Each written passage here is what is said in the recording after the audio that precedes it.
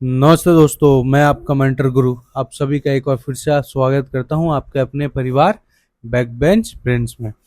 तो आप लोग करंट अफेयर के लिए और क्लास के अपडेट्स के लिए क्या करेंगे, टेलीग्राम चैनल ज्वाइन कर लेंगे। और इवन नोट्स और इंक्लूडिंग पीडीएफ्स जितने भी मैं देता हूं आप लोग को, डीपीपी, सब कुछ मैं वहीं डालता हूं टेलीग्राम चैनल पे ही। ठीक है, तो आप लोग क्या करेंगे, टाइम टू टाइम चेक करते रहेंगे। ठीक है, तो चलिए फिर आज का सेशन स्टार्ट करते हैं। तो आज है हमारा आगाज सीरीज द रिवीजन 60 डेज का डे 11। ठीक है, तो आज पढ़ना क्या है, तो देखो पहली बात करते हैं टेक्निकल की। तो टेक्निकल में आज सॉइल मैकेनिक्स में आप लोगों को परमेबिलिटी इन सॉइल रिवाइज करना है और सीपेज इन सॉइल रिवीजन करना है। ठीक है, और वहीं बात करते हैं फ्लूइड मैकेनिक्स की।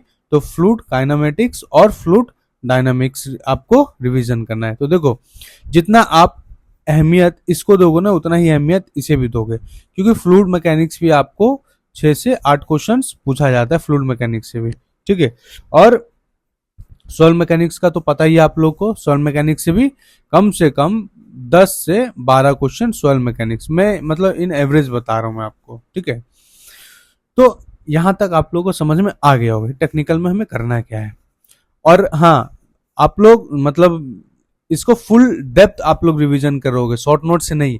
शॉर्ट नोट से रिवीजन करने के लिए हम आगे करेंगे, क्योंकि मैंने बोला था कि अभी फिलहाल हम लोग फुल अच्छे से रिवीजन कर लेंगे, फुल नोट्स, फिर शॉर्ट नोट्स रिवाइज करेंगे। ठीक है, मल्टीपल टाइम रिवीजन करने से क्या होता है ना कि कॉन्सेप्ट की क्लैरिटी अच्छे से हो जाती है। ठीक है, तो अब बात करते हैं हम लोग नॉन टेक की। तो नॉन टेक में क्या करना है, तो आज आपको साइंस आज भी करना है। साइंस मतलब 3 दिन से साइंस ही कर रहे हैं हम लोग। तो देखो आप लोगों ने फिजिक्स का है ना और केमिस्ट्री का अच्छे से सारा कर लिया था। ठीक, और मैंने कल नोट्स डाला था, बहुत मतलब एक फुल नोट्स था इसका साइंस का, जिसमें फिजिक्स केमिस्ट्री मैथ था।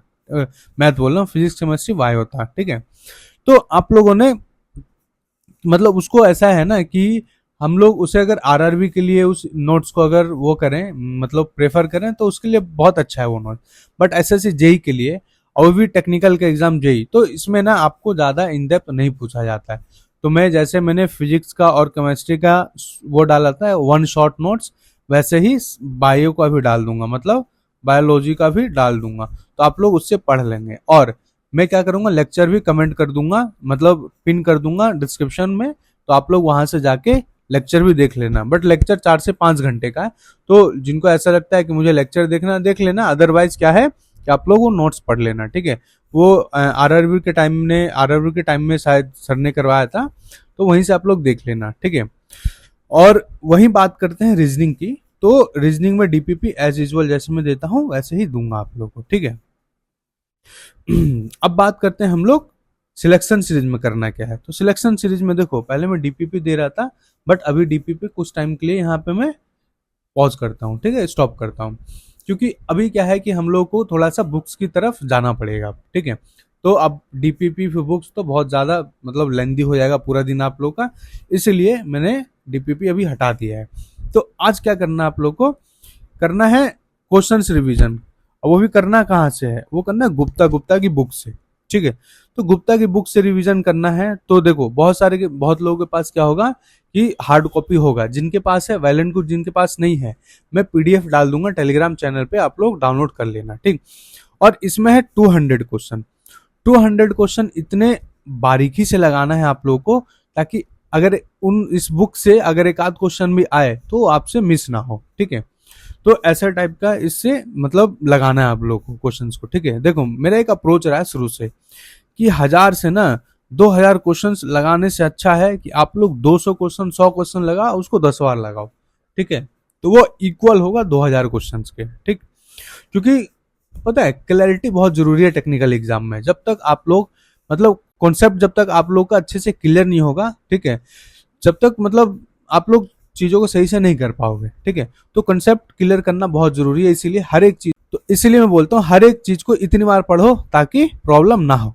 ठीक है, तो अब बात करते हैं करंट अफेयर की। ठीक, तो करंट अफेयर में आप लोग को आज पढ़ना है डिफेंस। ठीक, पढ़ना कहाँ से तो देख लेते हैं। देखो ये है एसएससी पार्मर का करंट अफेयर का एक पीडीएफ जो मैंने अपलोड कर रखा है। ठीक है, करंट अफेयर शॉर्ट, तो आप लोग को वहां से पढ़ना है।